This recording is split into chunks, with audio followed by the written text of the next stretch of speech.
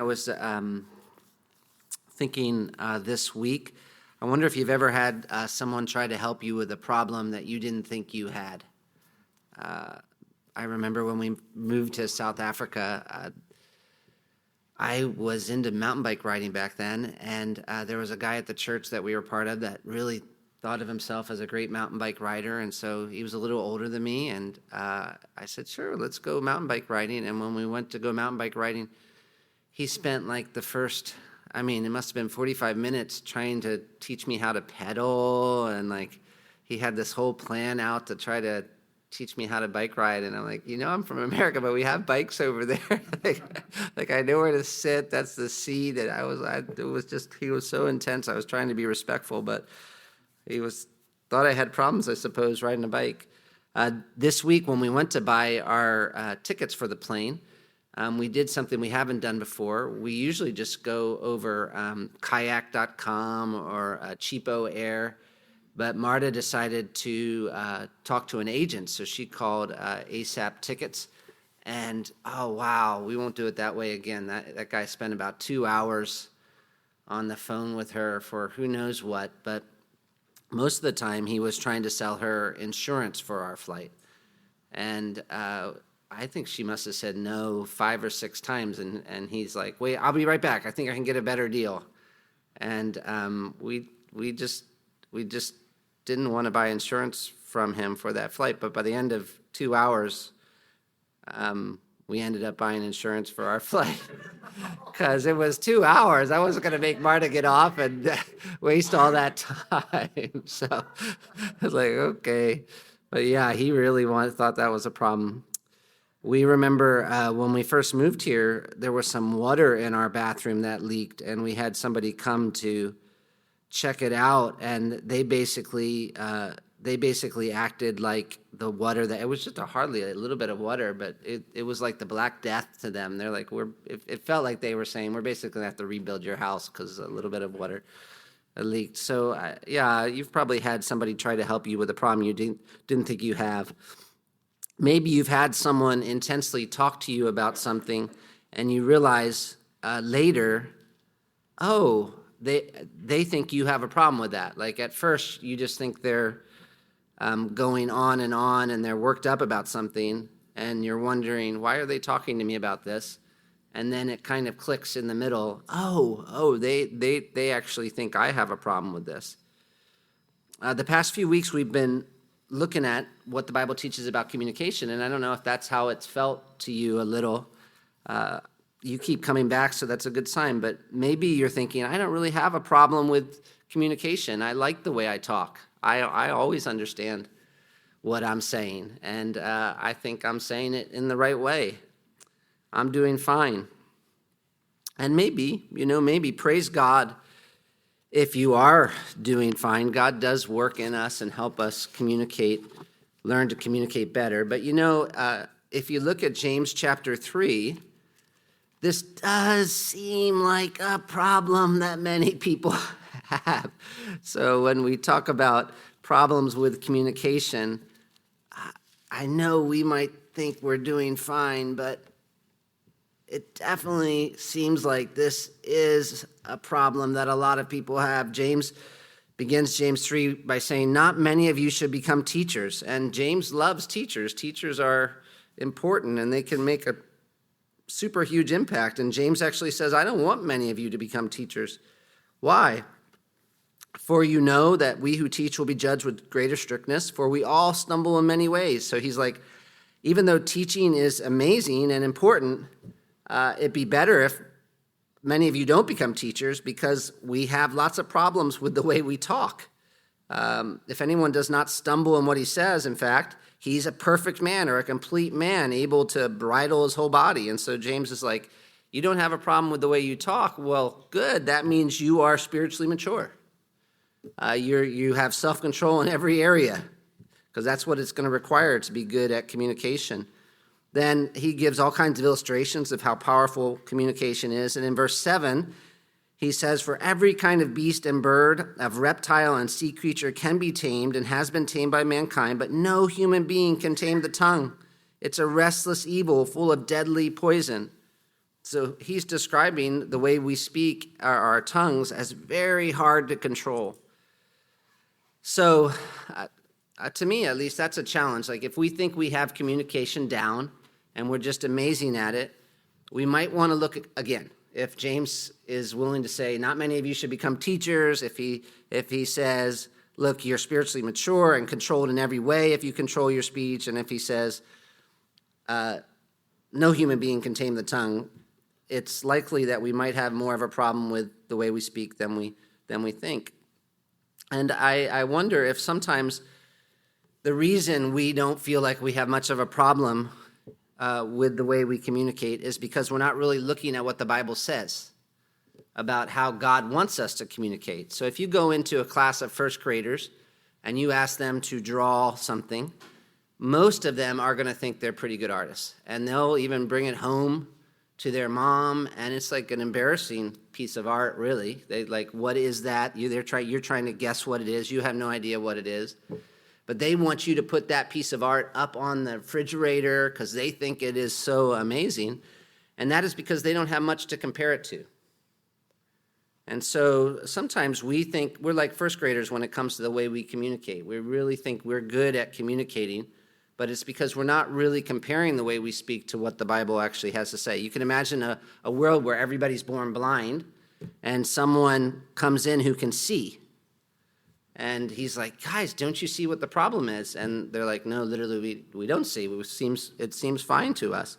We can be so used to something that doesn't work the way it should that when someone asks us about it, we don't even know what they're talking about. Like, what's the problem? Maybe you've had that experience where you've been in a family or around some folks that yell all the time. And you're like, whoa. I remember when I was young, so my family was not a yelling family, and we would I'd go over to people's houses for a sleepover or something, and just desperately want to come home because I couldn't believe like the way that people would speak to each other, and yet my friends were like, this is normal. A long time ago, when I was younger, we watched more TV, and then when we first got married, after a while, we just stopped. We didn't have the television for a long time. And then when we went on a vacation, I remember thinking, okay, this will be fun. We get to watch TV again. And I turned on the television to start watching some shows, and I'm like, no way. How did I ever watch this kind of stuff? It's so gross and bad. And it was just that I had gotten used to watching things and didn't realize until I was away from it for a little while that, like, wow, that's evil. There's no way. That we turned it off very quick. I remember when we lived in South Africa, we took a trip to Malawi on a bus. And we got on that bus, and that's like a 2-day trip. And it's supposed to be a nice bus, but we got on, and they're like, well, the bathroom doesn't work. There's a bathroom back there, but the bathroom doesn't work. So I was like, okay, wow. And then they come in, it's like 9 o'clock in the morning, and they're like, bring a little bag of fried chicken with a couple pieces of chicken in there. Like, here's your meal for the trip. At 9 in the morning, here's your fried chicken. And I mean, it was a terrible, everything about it was no service. It was a terrible trip. And I was looking around, and everybody was totally happy. Nobody was complaining. They just thought, this is great. Everybody's smiling. In the middle of the night, it's like dark on the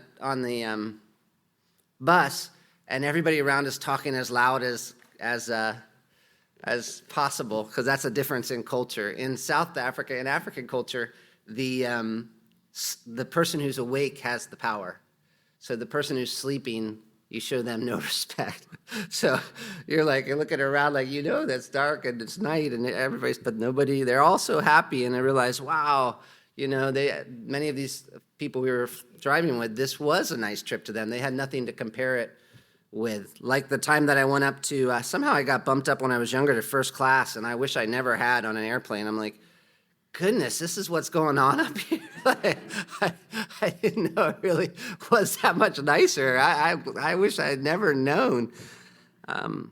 But if we hold up our speech to what God says speech is supposed to be, we can start seeing problems that we may not have seen before.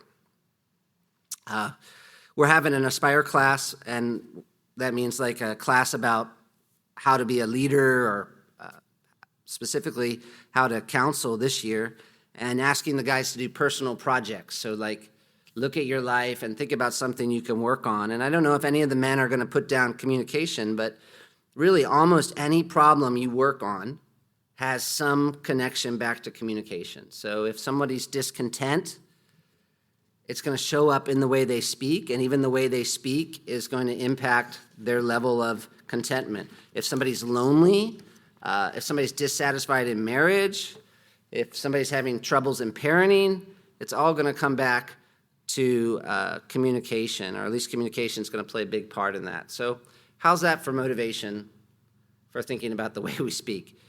And if you don't think you personally have a problem with the way you communicate, many other people do. Many other people do. And so it's worth thinking about. If you're a parent, so much of Marta's work with the little ones is teaching them how to communicate all day long. If you're a friend, the way you communicate is going to be important, but also you want to know how to help others when it comes to the way they communicate. James says it's like a steering wheel, but he doesn't say steering wheel, but we'll say that. We'll update the metaphor. It's like a steering wheel, the way you speak.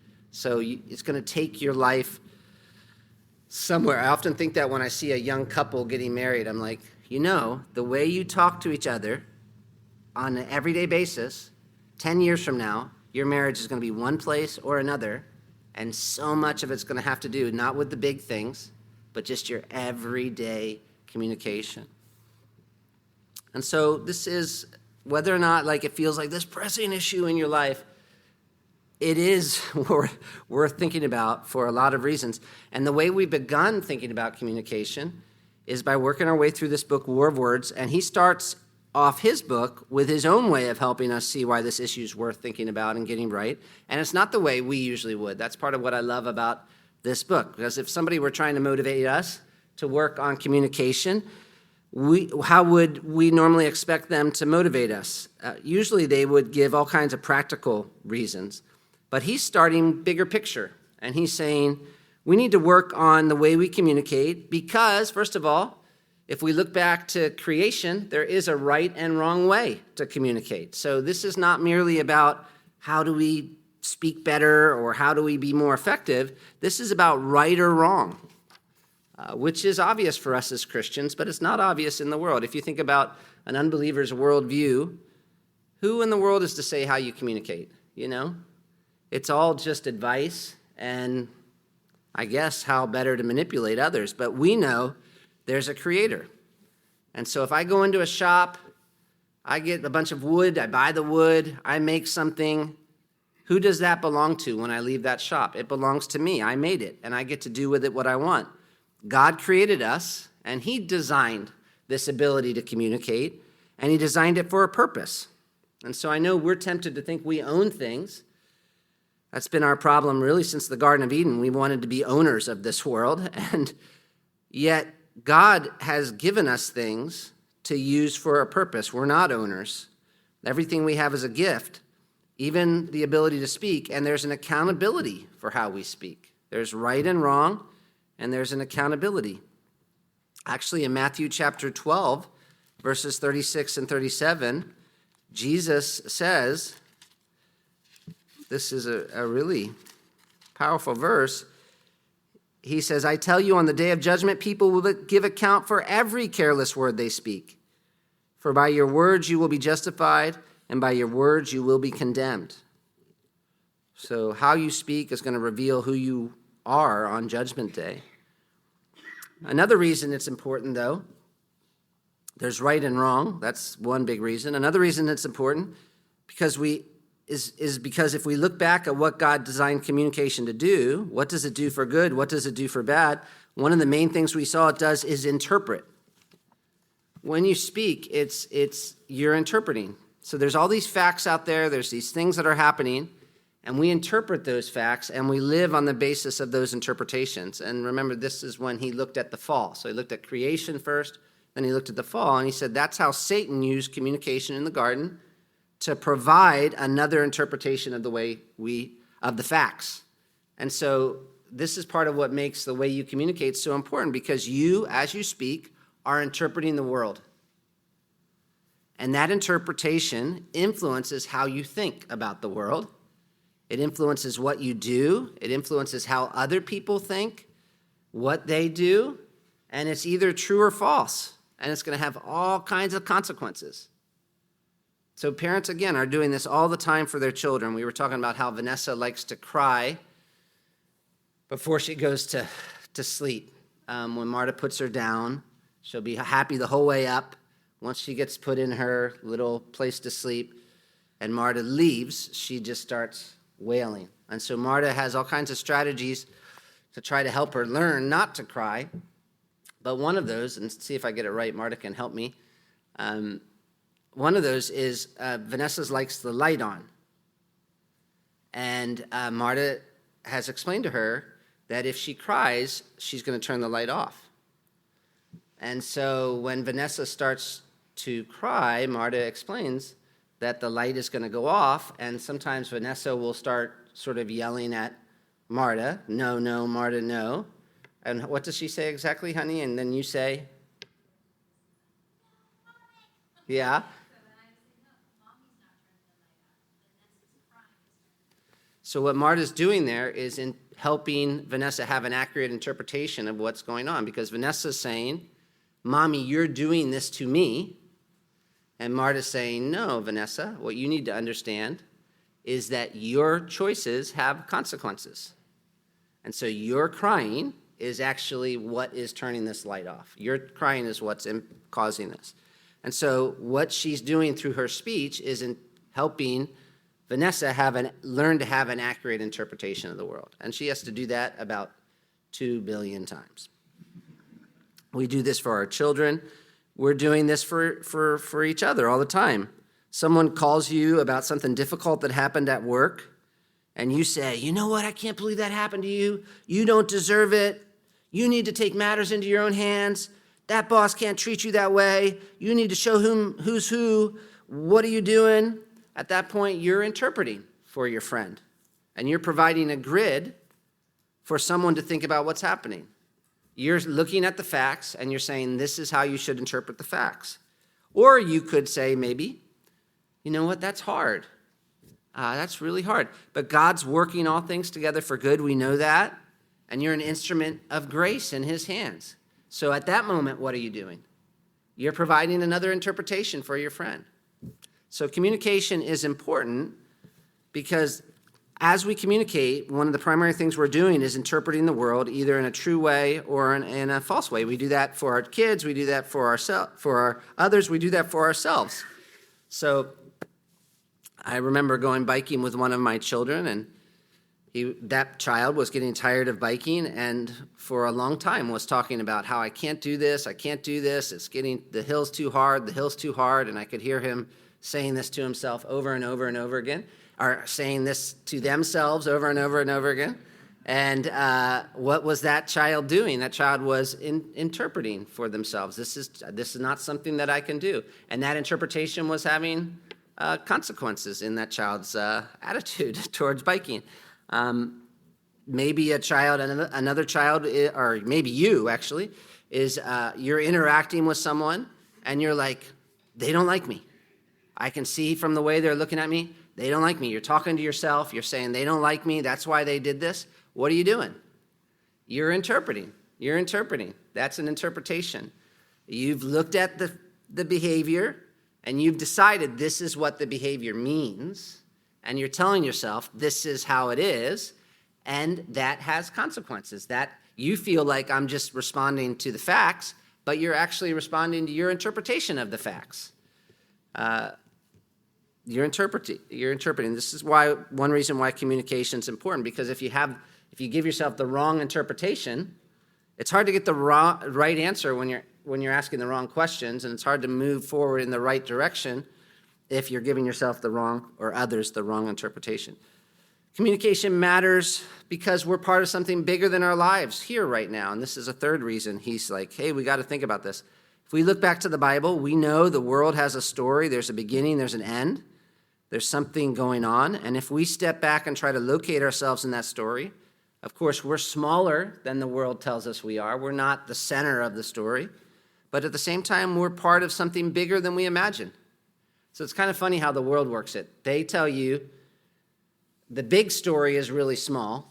There's nothing happening. But the little story, you're huge. When it's actually kind of flipped. You're not that important, but the story that you're part of is super, super important. It's super, super huge.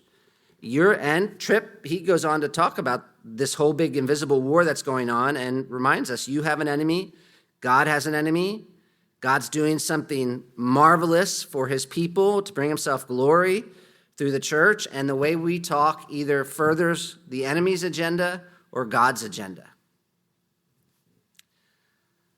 Those are three reasons. And then finally, this was last week, the way we communicate matters because the way we speak to one another is connected to our relationship to God. And so I know when I'm talking to my child at home, it feels like just me and my child.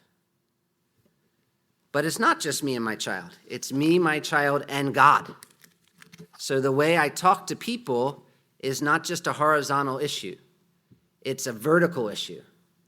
And so Tripp talks about these two drawers, like the love God drawer and the love other drawer. And we tend to put communication in the love other drawer. Like that's a problem that has to do with the way we relate to others. But he showed us that it really belongs in both drawers. So if you record my conversations throughout the week, my everyday talk, that everyday talk is connected to what I actually believe about God. So, when you come to church, everybody to be a member here, there's a statement of faith. You sign that statement of faith. Great. I ask you what you believe. Maybe you'll say all the right things. But then I say, okay, let me follow you for a week and let me listen to the way you talk on a regular basis and see what you actually believe. Because the way you talk on an everyday basis reveals what you actually believe. And this is such an important connection, and I can show you a couple examples from the book of James. So imagine someone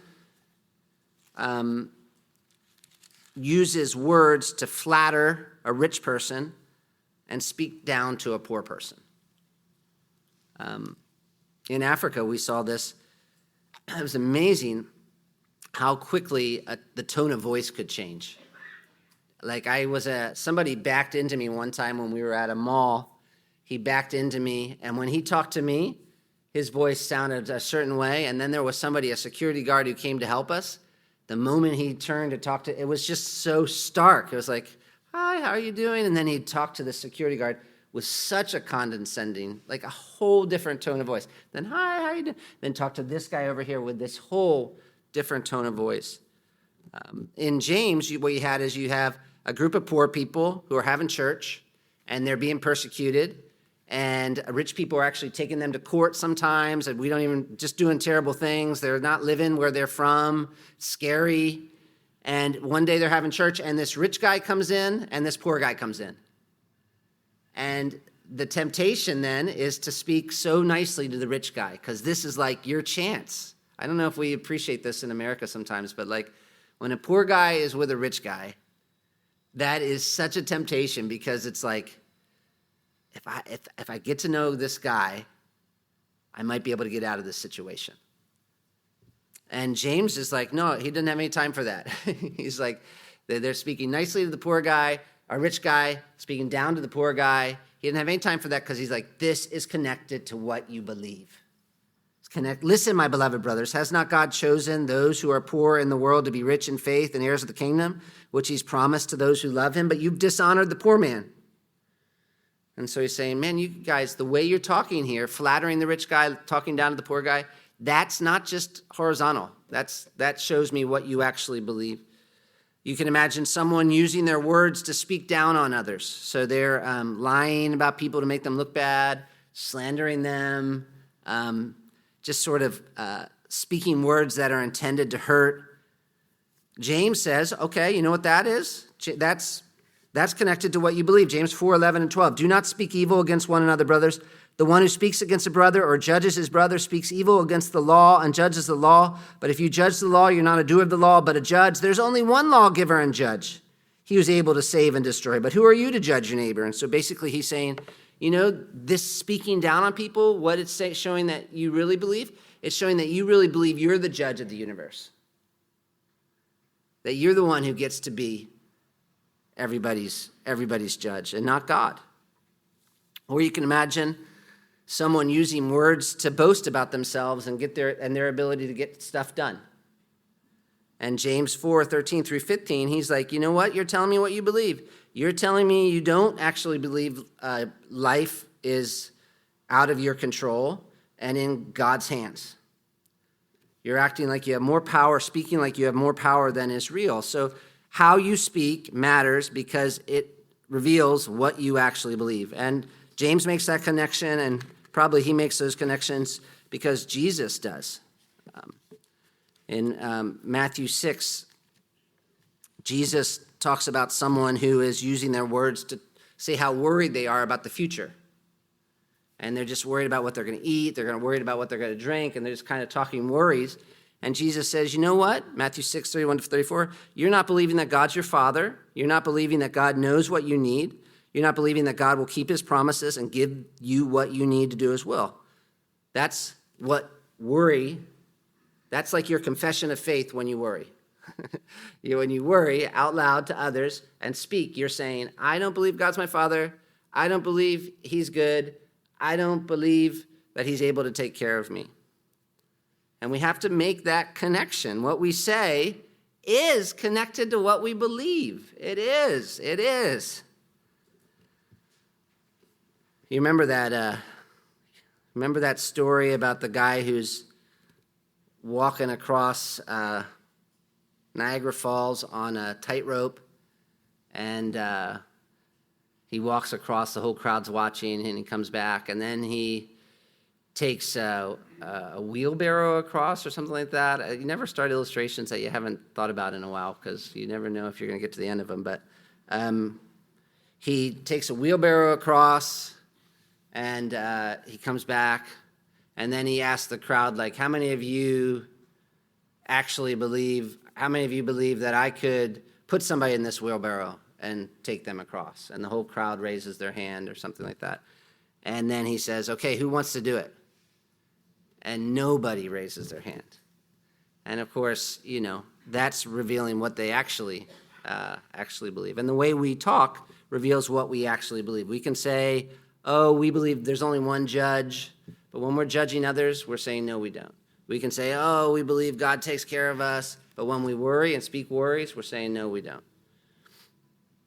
We could say, we think that everybody's equal, but when we treat a poor man differently than we treat a rich man, then we're saying, no, we don't. And that means, of course, if we're going to work on becoming people who communicate the way God wants us to communicate, we have to go back and look at what we actually believe about God, which is where he starts in chapter 5. And one thing I love about this book is that he's not only teaching us how to communicate, he's also teaching us how to disciple. And I hope you guys are picking this up. He's teaching us how to parent. He's teaching us how to counsel. So he's like, you have this issue, communication. You have a problem. Okay, let's talk about what you believe. I can't tell you how hard it is for people to make that connection when they come in for counseling, but it's vital. It's vital. When you say you're having a problem and then you're like, let's talk about what you believe, almost immediately everybody's like, no, I already know that. Let's talk about the actual problem. I think I said this on Sunday, but I'm like, no, you are proving that you don't know that. That's why we have to talk about what you believe. And until you can figure out that, then I can give you all the practical advice in the world, and it's not going to be helpful. We have to talk about what you believe because you're telling me you don't know that through the problems that you're having, through the way that you're speaking. So you have this issue, communication, okay? Let's talk about what you believe, and we have to help each other apply theology to life. And I know you're not necessarily reading along, but in chapter 5 of War of Words, Tripp talks about one of the absolute most basic truths we believe about God, and that is the fact that we believe God is God and that we are not. And I know that sounds so simple, but a lot of our communication problems come down to not really believing that. If we're going to speak in a way that honors God and is good for others, we have to make sure we get this right. And even as we teach our children how to communicate, it's like, okay, you want to know how to communicate? Let's start with who is God here and what that means. And so we're going to talk a little this evening about the sovereignty of God and the way you communicate. The sovereignty of God really means that God is God. He's in charge. And if you want to understand the sovereignty of God, what it means that God gets to be God, there are lots of different passages you could go to. But one of the passages that you would want to study is Daniel chapter 4, which is this story about King Nebuchadnezzar, who has some dreams, and Daniel interprets them, but Nebuchadnezzar doesn't really learn from the interpretation and becomes really proud, and God humbles him, makes him act like an animal for 7 years until he finally allows his reason to return to him. And when he does, Nebuchadnezzar raises his eyes to heaven, and listen to what he says in Daniel 4:34 and 35. He says, I blessed the Most High and praised and honored him who lives forever, for his dominion is an everlasting dominion, and his kingdom endures from generation to generation. All the inhabitants of the earth are accounted as nothing, and he does according to his will among the host of heaven and among the inhabitants of the earth, and none can stay his hand or say to him, what have you done? Which is a beautiful summary from a pagan king of what it means, what we mean when we say God is sovereign. First of all, we're saying God is king. He says, I bless the Most High. His dominion is an everlasting dominion, and dominion means authority or right to rule. So he's saying God has the ultimate authority, the ultimate right to rule in this universe. He owns the world. He can do with the world anything he wants, and he is. The Bible tells us God's a king who is presently ruling over everything and everyone in this universe. Ephesians 1:11 says that we've been predestined according to the purpose of him who works all things according to the counsel of his will. All things, which means we may not understand what he's doing, but he is doing what he wants to do. He has a plan, and right now he's ruling over this universe down to the smallest detail to accomplish that plan. In the words of Nebuchadnezzar, all the inhabitants of the earth are accounted as nothing, but he does according to his will in the host of heaven and among the inhabitants of the earth, and he wants us to know it. He wants us to acknowledge it, the fact that he's sovereign king, and that's why he did what he did with Nebuchadnezzar. He wanted him to know there's only one king in the universe. And that's actually a really important truth for understanding how to communicate. We have to connect the dots. There's only one king in the universe, and it's not you. And you have to think about what that means for the way you speak on an everyday basis. Paul Tripp puts it like this: a life of godly communication is rooted in a personal recognition of the sovereignty of God. Let me put it this way: only when I submit to the rule of God, who has a perfect plan and is in complete control, will I begin to live and speak as he has purposed. Let me say that again. A life of godly communication is rooted in a personal recognition of the sovereignty of God. Only when I submit to the rule of God, who has a perfect plan and is in complete control, will I begin to live and speak as he has purposed. And we're going to think about why he says that. But again, do you see what's happening here? Because this is so important when you go to help people. Just to break it down. You need to think about the way you communicate because God has a plan for communication, because of what communication does, because you're involved in a war, because how you communicate reveals what you believe about God. And as you think about the way you communicate, start here. Does the way you speak demonstrate that you believe God actually is God? Because a lot of communication problems are a result of not believing that. And you say, prove that to me. Well, what happens if I don't believe God is God and that he's in control? Well, I'm going to look to someone else as God. And the person I'm usually going to look to is myself. And how's that going to impact the way I communicate if I believe that I'm the one in charge of my life? I'm going to speak, or you're going to speak, according to your plan, for your control, and for your glory. So the person who believes he is God is speaking according to his own agenda, what I think is best. He is speaking to control a situation for his own control, and he's speaking for his own glory. That's the person who doesn't believe in the sovereignty of God. That's how he communicates. And maybe for a second, zone in on that word control, because we're thinking about sovereignty, and a lot of life actually is us trying to be in control. So we come out in this world, and it's a crazy world, and we love ourselves. And so we're afraid, or we're driven for comfort, and we want to be in control. I think this is it's a sin all around the world, but we as Americans, maybe because of what's going on with technology, I can't figure it out quite yet, but we really seem to have an idol of control, really, we want everything, to know everything about the future and to make sure that we're really in control of what's happening. And of course, that's why people sometimes fantasize, they love creating their own little world where they're the ones in control. They want to be God, and they can't be God in the real world, and so they create this little world where they can be in control. And that desire for control is what motivates a lot of communication. James says, why do you quarrel and fight? You remember? It's because you have these passions, but what do your passions want? They want you to allow me to do what I want to do. And so what do I do when you get in the way of me doing what I want to do? I try to control you through the way I speak. And if that doesn't work, somebody might act and do something. But whether it's actions or speech, both are us trying to control the situation for our good and for our glory. And that's what is motivating a lot of communication. And that's a problem for Christians, first of all, because that's us trying to be God, to be what we're not. And so if we're going to speak in a way that honors God, we have to go back and say at the very beginning, who is Lord of my life? Do I believe God is God? Do I believe God is sovereign? And then I have to get more specific and try to connect the dots between the way that I communicate and what I believe it means for God to be God and in control. And Tripp helps us do that. This is kind of exciting. He looks at 7 things God being sovereign means and the difference those truths should make on the way we talk. So let's spend just a little time working through this more specifically.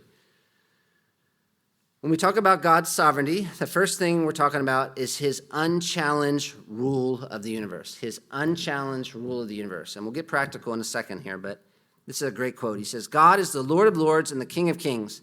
He has no peer. He not only is Lord over every ruler on the earth, but he's also Lord of the heavens. The entire universe operates according to his good pleasure. No one has taught God. No one gives him advice. No one can legitimately question him, and no one can stand in the way of his will. He sits on the throne of the universe, and he alone rules. And that's what we saw in Daniel 4, 34 and 35, right? Nobody can stop him from accomplishing what he wants to accomplish. The sovereignty of God means that he has the complete, total, unforced, uninfluenced right to do with the things he's created exactly what he wants to do with them.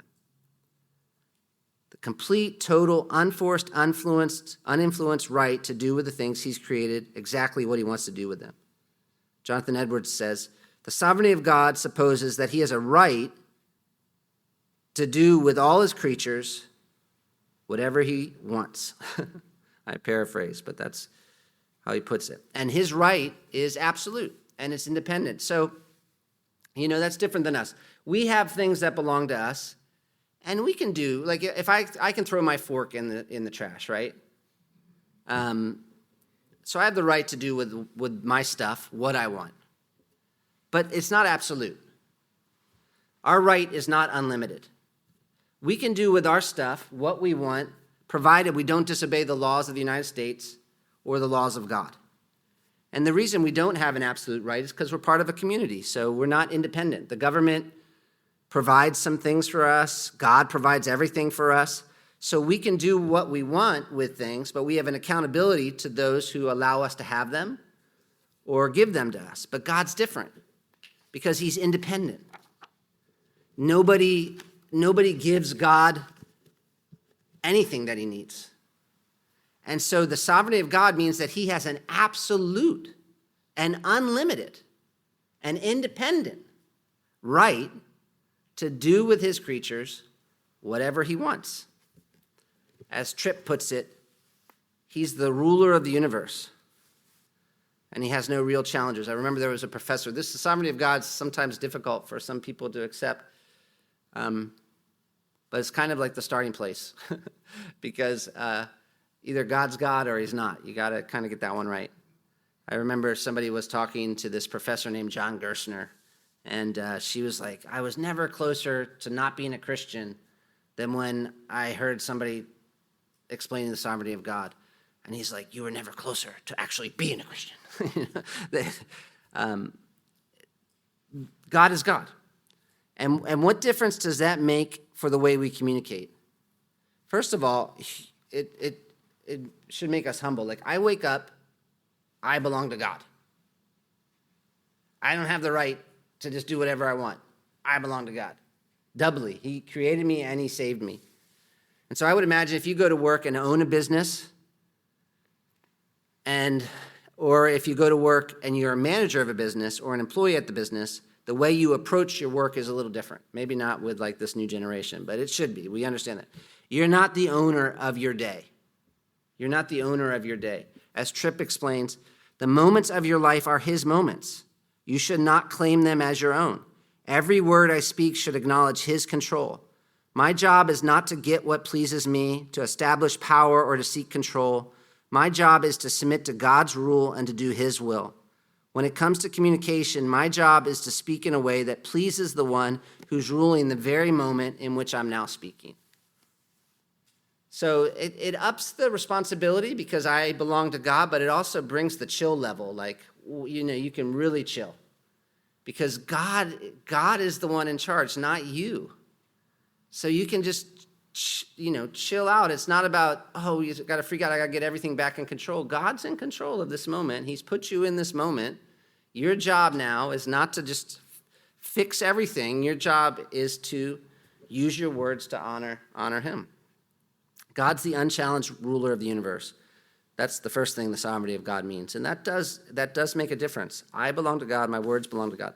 Second, though, when we talk about God's sovereignty, he's the ruler of the universe, and he's ruling for a purpose, for a good purpose. Sometimes when we talk about God's sovereignty, we use another word. We talk about God's providence. And so you might say, what's the difference between God's sovereignty and God's providence? You'll hear those words. John Piper wrote a whole book on providence, and he tries to explain the difference. He says, God's sovereignty is his right and power to do all that he decides to do, and providence is sovereignty in the service of wise purposes. Or you could say providence is wise and purposeful sovereignty. And that's important. God's sovereignty, his rule, has a purpose, and it's a wise purpose, and it's a good purpose. And what is that purpose? It's his glory, and it's our good. And that's not just something we're wishing, We have a promise about that. Romans 8:28, he's working all things together for the good of those who love him. And what do we mean by good? Not necessarily what we want in that moment, but what is ultimately good for us. And this is so fundamental. If you ever get a chance, catechisms are really helpful devotional tools. There's a catechism called the Heidelberg Catechism. And listen, they ask questions and they give answers. And they ask this really basic question. They say, what do you believe when you say, I believe in God the Father, Almighty, creator of heaven and earth? So that's a good question. Like when I say I believe in God the Father, Almighty, creator of heaven and earth, what am I saying that I actually believe about life and God? Here's what you're saying. Listen to this, so good. That the eternal Father of our Lord Jesus Christ, who out of nothing created heaven and earth and everything in them, who still upholds and rules them by his eternal counsel and providence, is my God and Father because of Christ the Son. I trust God so much that I do not doubt he'll provide whatever I need for body and soul, and will turn to my good whatever adversity he sends upon me in this sad world. God is able to do this because he's Almighty God and desires to do this because he's a faithful Father, which is awesome, right? Like when I say God's sovereign, what am I saying I believe? When I say just the basics, like I believe in God the Father Almighty, what am I saying? I'm saying God's in charge, and I can trust him because he's going to give me what I need, and he's going to use whatever happens to me for my good, and I know that he can do that. He has the power to do that because he's God, and I know that he will do that because he's my Father. John Piper explains, there will be many enemies, there will be many adversaries, and all kinds of miseries and distressions and opposition and seemingly pointless delays and breakdowns and all manner of futility. But in all these things, we're more than conquerors because of the sovereign love of God in Christ. Nothing will finally succeed against us. If you hear the call of God in the gospel of Christ, if you come to God loving him through Jesus Christ, if you trust God for the forgiveness of your sins because of the death of Christ, if you receive from him the free gift of righteousness by faith alone, then all things, from the sweetest to the most severe and bitter and painful, will work together for your good. God will be for you with all of his omnipotent wisdom and power, and if God is for you, no one can successfully be against you. And that should make a difference on the way we talk. How? Well, I keep talking about complaining. But what are we doing when we complain? We're saying, I do not believe God works all things together for good. That's what we're saying. What are we doing when we get irritated at people who get in our way? A lot of life we're annoyed, like, oh, this is so annoying, this person's so annoying. And when we start talking like that, what are we really saying? We're saying, I don't believe that God is a good God who allowed this person to be in my life. And I don't believe he has a good purpose for this person in my life. And I think I know better than God. Envy. What's envy? What are we doing? A lot of times we're speaking envious words. What's envy? I don't believe God knows what I need. I don't believe that God has a good plan. What do we give thanks to the Lord for? Often we just give thanks for the things we can see are good, but what are we missing? Well, God is active in every moment of our lives, and he brings all things into our lives for our redemptive good. So that doesn't mean that, as Donovan told us a couple weeks ago, that there's not a place for lament as we talk to God, but it does mean we need to work our way through it and make sure we lament in a way that is actually speaking truth. Third, let's keep pressing on what we mean when we say God is sovereign. God rules. God rules for our good. God rules over the specific details of our lives. And so we know we're small, and it's tempting to think God's not very involved in our life. And this is actually a feature of the modern world that's different than the way it used to be, but perhaps because of, again, our use of technology, sometimes it's easy for us to imagine God as distant. Really interesting book about this called Bulwarks of Unbelief. But anyway, but when we talk about God's sovereignty, we're saying that's not true. God is not distant. He's not just ruling over the big things and the important people. He's involved in the details of our lives. And I'm trying to remind myself of this on a daily basis. Like, even though we understand a lot of things about nature, God is still active behind all that. It's not like he just wound up this world and let it go.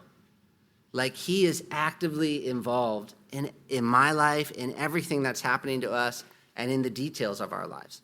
Listen to the way the Heidelberg Catechism talks about this.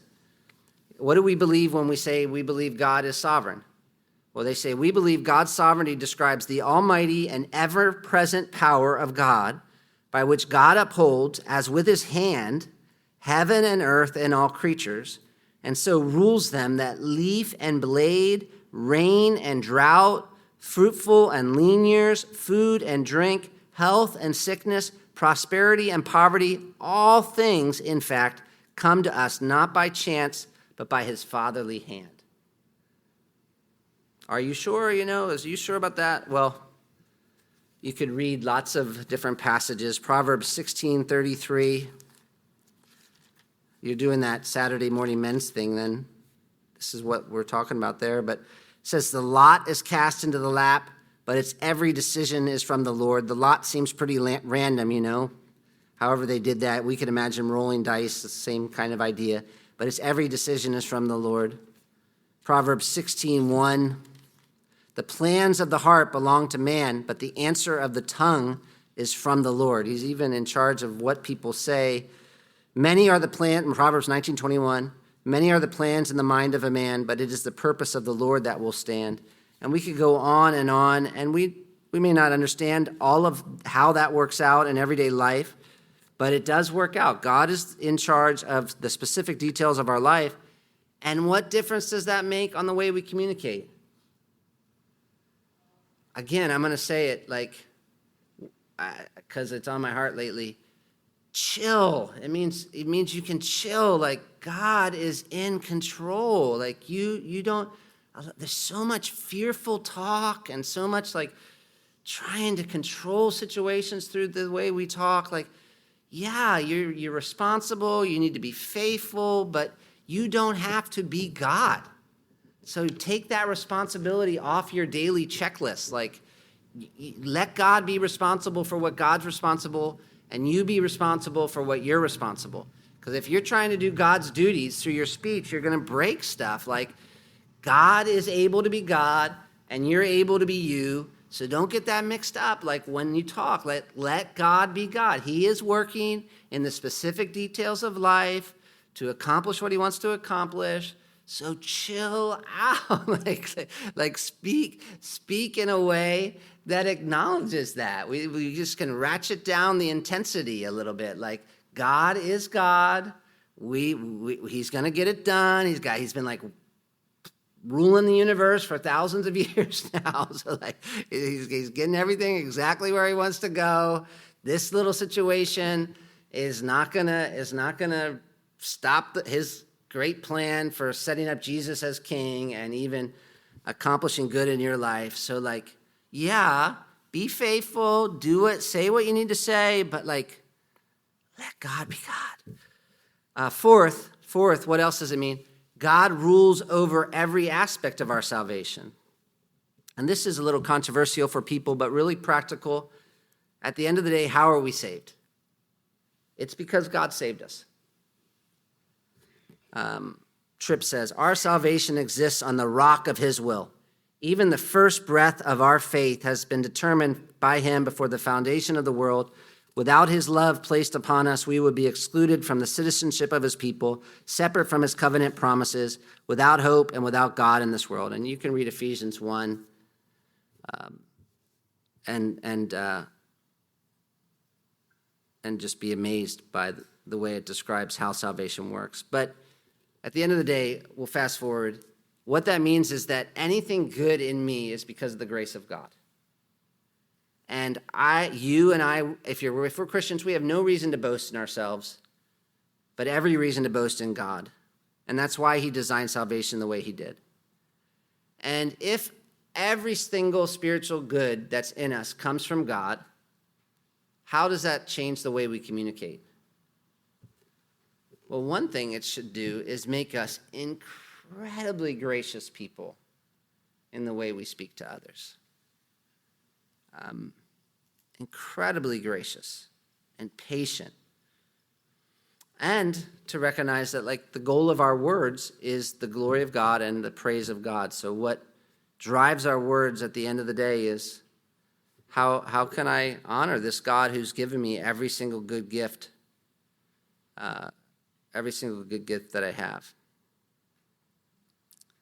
Fifth, the sovereignty of God means God rules over our circumstances for our sanctification. So God is at work in every circumstance to help me be more like Jesus. Think about that one. God is at work in every circumstance to help me be more like Jesus. So no circumstance is outside of his control to help me become more like Jesus. And how does that impact the way we speak? Well, James tells us, James 1:2-4 says, consider it all joy, my brothers, when you encounter various trials, because you know that the testing of your faith produces endurance. And he goes on, and you have to let endurance have its perfect work in you, that you might be mature and complete, lacking nothing. But he's saying a trial comes into your life, knowing God's at work to help you be like Jesus changes the way you look at that trial. It's a reason for joy. And so how would it change the way we speak if we believed every circumstance was part of God's plan to help us become more like Jesus? If that lady hit us on the way here, like she almost did, and I'm sitting on the side of the road and I'm not able to get here, or maybe she was really close, so maybe I'd be in the hospital. The way I speak in that moment should reflect that, yeah, I believe God has allowed this circumstance to come into my life to help me become more like Jesus. So me stressing out with Marta and be like, oh, the poor church, I'm not going to be there. All these people are going to be there. That's like, no, man. Hey, yeah, call somebody, get it worked out. But like, God has allowed this to happen to help me become more like Jesus. He's allowed it to happen to the church there to help them become more like Jesus. He's going to get that part done. If you ever read the story of Israel coming out of Egypt, their time in the wilderness, like they grumble, and God takes grumbling super seriously. And I wonder if you should take some time to think about, why is grumbling such a big sin to God? Especially for those of us who claim to be his people. It's not just like an annoying sin. It's really a theologically significant sin, grumbling. God rules over relationships for our sanctification as well. So not just circumstances, but people. And that's really good. That's really good. You're in a relationship that you can't you can't in a biblical way get out of. God's allowed you to be in this circumstance and involved in this relationship for a good purpose. That changes the way you talk about it. So if you're going around always talking about it as if it were only bad, you're lying to yourself all day long. And so no wonder you can't be content, and no wonder you're not going to get anywhere good. Like of course you're allowed to say to God, this is hard, this is difficult for me, please help me, all of those things. But don't start speaking to yourself all day long as if God weren't sovereign and that he wasn't able to use that relationship for your becoming like Christ. And so you need to speak the truth to yourself. God, you have allowed me to be in this relationship and in this difficult period right now with this person because you have something to teach me. And you have a way that you must want me to become more like Christ, and that's what I want more than anything else. That's what I want even more than being comfortable, or at least that's what I want even more than being comfortable. And so I'm going to be honest with you about how hard this is, but I'm also going to thank you because I know you love me, and you know me better than I know me, and you're using this for my good. And then finally, the sovereignty of God means God rules over all things for his glory, and that makes all things matter. Every single thing God is somehow in his wisdom going to use to bring himself glory. John Piper, I love how he puts it here. He says, when we look at everything through the lens of God's providence, everything is significant. Everything is meaningful. Nothing is random. Nothing is pointless. Nothing is meaningless. Everything, absolutely everything, is from God and through God and to God. Therefore, the Bible says, to him be glory forever. In other words, everything has its origin in the absolute existence and wisdom and goodness of God, and everything's guided through the infinite wisdom of God, and everything's moving toward the greatest possible goal imaginable, namely the fullest display of the panorama of God's perfections, which we call the glory of God. Everything in some way fits into this infinitely wise plan. Nothing is meaningless. Every thread in the tapestry of reality is being woven by God into a depiction of the glory of God. Some threads in this tapestry are radiant in and of themselves with bright significance.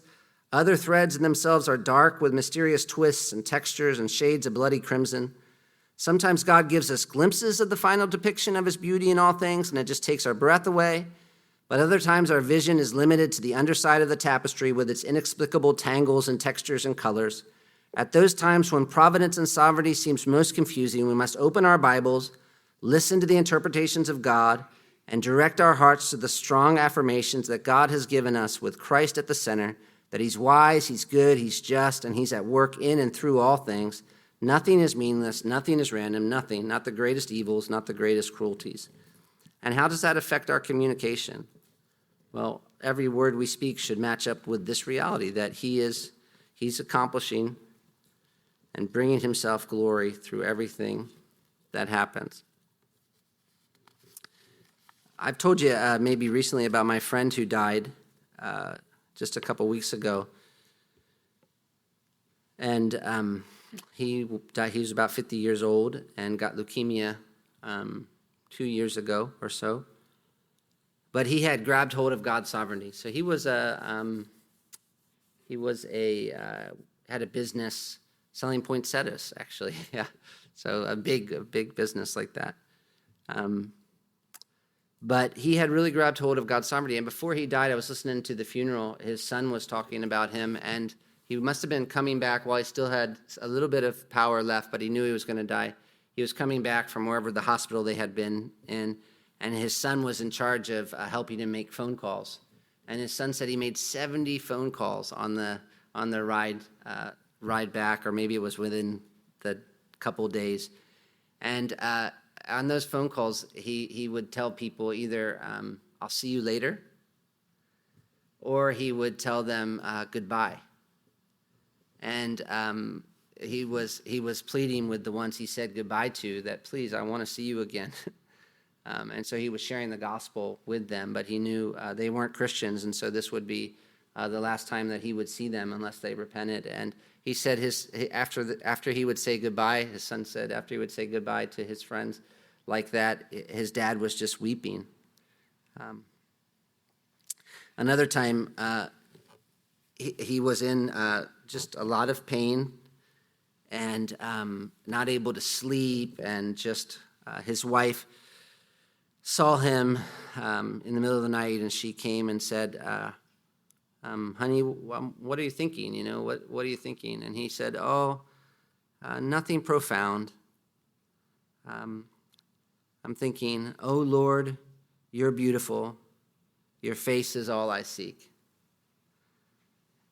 And he was not a pastor, but he knew God was God and sovereign, and he was not, and that truth changed the way that he spoke, and the impact it had on his family was profound, and it was beautiful, incredibly powerful. And it needs to change the way we speak as well, and so we should look at how we communicate, because it matters, and because it reveals whether or not we really believe God is God. And so we should ask ourselves, if somebody recorded our conversations for a week, how would the way we talk, what would it reveal about who we actually believe is in charge and who we actually worship as God?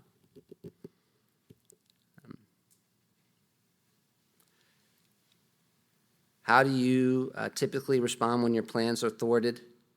That reveals who you believe is God. In what ways is your communication an attempt to take control? That reveals who you think is God. How do you respond when God sends suffering or disappointment your way?